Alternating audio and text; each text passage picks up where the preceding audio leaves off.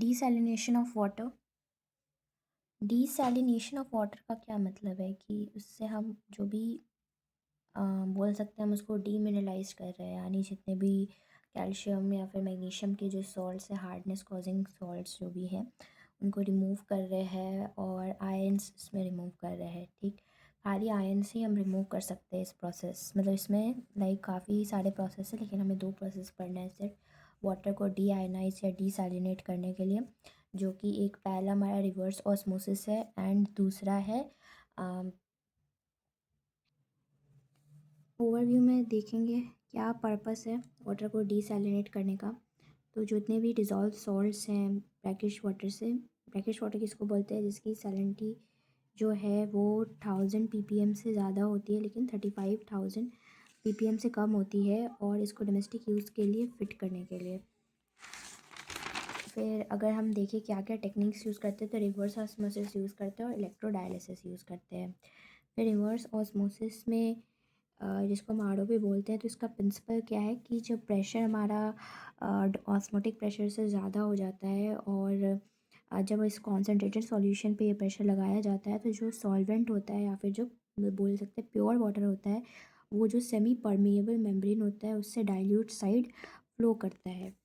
और मेम्ब्रेन क्या होता है, तो ये मेम्ब्रेन जो होता है वो यूजुअली सेलुलोज एसीटेट या फिर पॉलीमिथाइल एक्रिलेट या फिर पॉलीअमाइड पॉलीमर से बना होता है।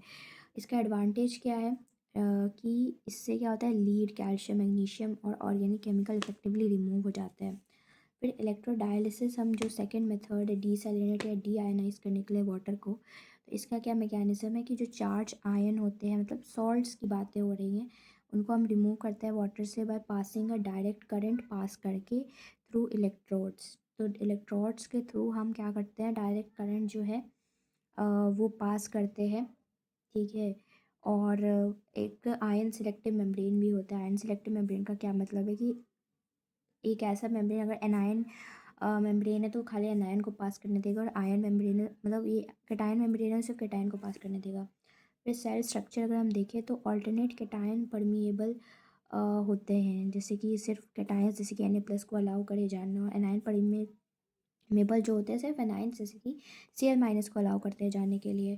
फिर ये जो प्रोसेस होता है वो एक इलेक्ट्रिक फील्ड के अंदर होता है, जिसमें N+ मतलब जो सोडियम आयंस हो गए वो कैथोड की तरफ चले जाते हैं जो कि नेगेटिवली चार्ज है, Cl- आयंस जो है एनोड की तरफ जाते हैं जो एनोड जो है पॉजिटिवली चार्ज है। और इससे क्या होता है कि living desalinated water in the middle compartment, है ना, मतलब जिससे क्या होता है, रिमूवल ऑफ सॉल्ट्स हो जाते हैं, आयंस हो जाते हैं, जिसके कारण क्या होता है कि मिडल ऑफ कंपार्टमेंट में डीसैलिनेटेड वाटर हमें मिल जाता है। और इसका एडवांटेज क्या है कि काफ़ी कॉम्पैक्ट, कॉस्ट इफ़ेक्टिव होता है, और एडिड कोस्टल रीजन्स में जैसे वहाँ पे काफ़ी सॉल्ट्स मतलब काफ़ी हार्डनेस होती है वाटर में, तो वहाँ पे ये मेथड काफ़ी काम करता है। तो यहाँ पे हम देख सकते हैं कि जो सलाइन वाटर है यहाँ से आएगा, एंड यहाँ पे कंपार्टमेंट्स है, तो ये वाले कंपार्टमेंट एक तरफ Na+ वाला आयन चला जाएगा, एक तरफ Cl- वाला आयन चला जाएगा, और मिडल में जो है वो डीसैलिनेटेड वाटर हमें मिल जाएगा, है ना। इधर इलेक्ट्रॉन नेगेटिव पोल है तो इधर Na+ वाला चला जाएगा, और इधर पॉजिटिव पोल है तो इधर Cl- वाला चला जाएगा। ठीक है। और फिर उसके बाद यहाँ से जो प्योर वाटर है हमको प्राप्त हो जाएगा। ठीक है। और यहाँ से हमने क्या डाला है, यहाँ से मतलब जो भी हमारा कॉन्सेंट्रेटेड ब्राइन वाटर है वो निकल जाएगा। ठीक। तो यहाँ पे हमारा वाटर ट्रीटमेंट ख़त्म हो गया। अब नेक्स्ट स्टार्ट करते हैं पॉलीमर्स। तो पॉलीमर्स में अगर हम देखें तो पॉलीमर्स क्या होता है, हाई मॉलिक्यूलर वेट कंपाउंड्स होते हैं जिनके कॉम्बिनेशन से लार्ज नंबर ऑफ मतलब स्मॉल रिपीटिंग अगर जो हमारे यूनिट से अगर कंबाइन होते हैं तो वो मोनोमर्स बनते हैं। और जो पॉली मतलब मैनी हो गया, और जो मर है उसका मतलब पार्ट हो गया, बहुत छोटे छोटे पार्ट मिला के पॉलीमर बन जाते हैं। और पॉलीमराइजेशन जो प्रोसेस है जिसमें क्या होता है कि मोनोमर्स को पॉलीमर्स में कन्वर्ट करते हैं, जैसे थाइलिन को पॉलीथीन में कन्वर्ट करते हैं। और डिग्री ऑफ पॉलीमराइजेशन को स्मॉल एन से दिखाते हैं, जिससे पता चलता है कि कितने नंबर ऑफ यूनिट्स है पॉलीमेरिक चेन में, कितने नंबर ऑफ यूनिट्स है पॉलीमेरिक चेन में। तो उसी को हम क्या बोलते हैं, डिग्री ऑफ पॉलीमराइजेशन बोलते हैं। ठीक है। और फिर उसके बाद अगर हम देखें पॉलीमर वर्सेस मैक्रो मॉलिक्यूल्स, तो जितने भी हमारे पॉलीमर्स होते हैं जो है वो मैक्रो मॉलिक्यूल्स होते हैं साइज़ के कारण, लेकिन सारे जो मैक्रो मॉलिक्यूल है वो पॉलीमर नहीं होते। अगर हम देखें क्लोरोफिल और हीमोग्लोबिन, और जो मैक्रो मॉलिक्यूल्स हैं, लेकिन इसमें रिपीटिंग जो है क्या होता है, रिपीटिंग इसमें मोनोमर यूनिट नहीं होता है, तो ये पॉलीमर्स नहीं है, मैक्रो मॉलिक्यूल्स है। फिर अगर हम क्लासिफिकेशन करें पॉलीमर्स का, तो बेसिक अगर इनका हम बेसिस ऑफ क्लासिफिकेशन देखें, क्या क्या बेसिस पे हम पॉलीमर्स को क्लासीफाई कर सकते हैं, तो ओरिजिन के बेसिस पे अगर हम इनके टाइप्स और डिस्क्रिप्शन और एग्जांपल्स देखें, तो जो हमारे पॉलीमर्स हो गए वो दो टाइप्स के होते हैं ओरिजिन के बेसिस पे, नेचुरल एंड सिंथेटिक। नेचुरल नाम से ही पता चल रहा है नेचर में हमें पाया जाए, और सिंथेटिक जो कि लैब्स में प्रिपेयर किया जाए।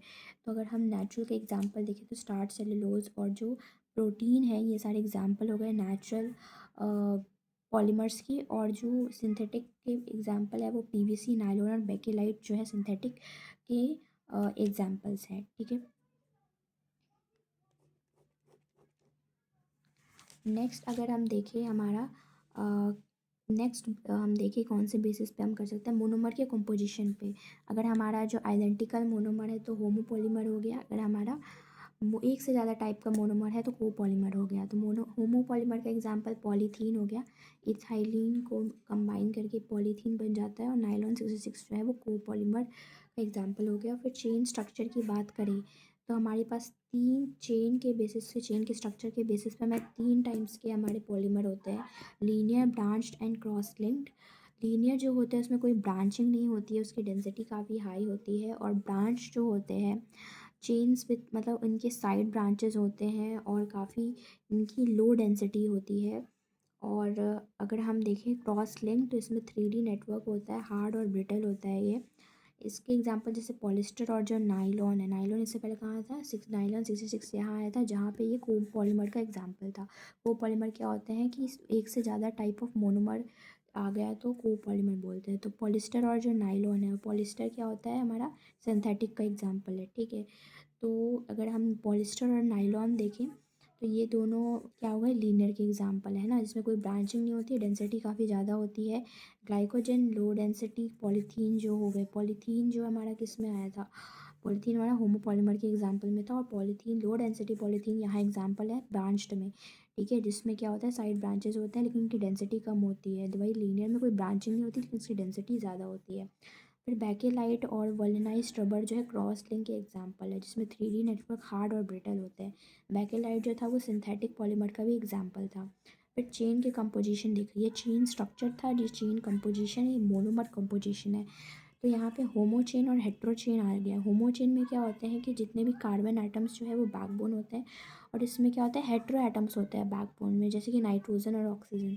अगर हम एग्जांपल में देखें तो जो पीवीसी और रबर, इससे पहले भी पीवीसी आया था, वो सिंथेटिक के एग्जांपल में, ठीक है। और रबर किसके एग्जांपल में आया था, वल्केनाइज्ड रबर आया था, जो कि क्रॉस लिंक के एग्जांपल में आया था। क्रॉस लिंक का क्या है, हमने डिस्क्रिप्शन देखा था कि 3D नेटवर्क होता है, हार्ड ब्रिटल होता है। तो पीवीसी और रबर जो है होमो चेन में आता है, मतलब इसका बैकबोन कार्बन हो। और नायलॉन जो है हमारा एग्जाम्पल आया था सिंथेटिक में, नायलॉन स्पेसिफिक एग्जाम्पल आया था कोपॉलीमर में, ठीक है। और अगेन नायलॉन हमारा एग्जाम्पल आया था लीनियर में।